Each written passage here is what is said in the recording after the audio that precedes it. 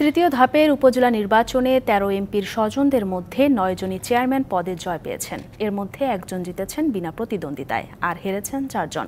জয়ী হয়েছেন ৪ এমপির ভাই, একজনের ছেলে এবং একজনের স্ত্রী। এছাড়া এমপিদের শ্যালক, ফুপু, ভাতিজাও রয়েছেন বিজয়ীর তালিকায়।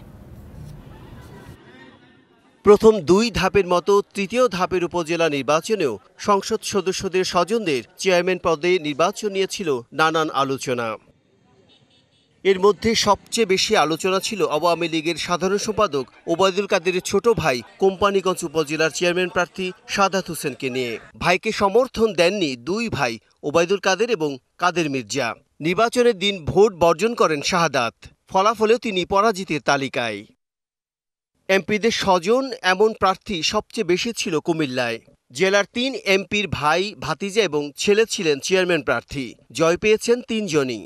এর মধ্যে দেবিদ্বারে এমপি আবুল কালাম আজাদের ভাই মামুনুর রশিদ, মুরাদনগরের এমপি জাহাঙ্গীর আলম সরকারের ছেলে ডক্টর আহসানুল আলম কিশোর এবং ব্রাহ্মণপাড়ায় জিতেছেন এমপি এম জাহেরের ভাতিজা আবু তৈয়ব সরকার।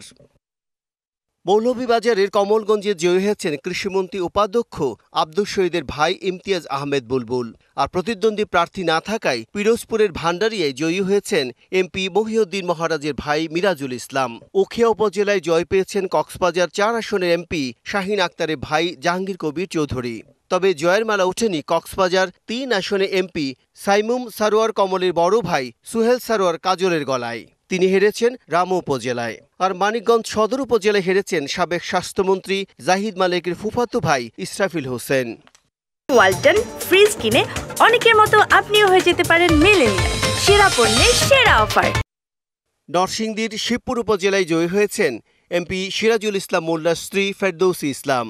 আর কিশোরগঞ্জের মিঠামইনে জয়ের মালা উঠেছে সাবেক রাষ্ট্রপতি আব্দুল হামিদের বোন, কিশোরগঞ্জ ৪ আসনের সংসদ সদস্য রেজাউন আহমেদ তৌফিকের ফুফু আসিয়া আলমের গলায়।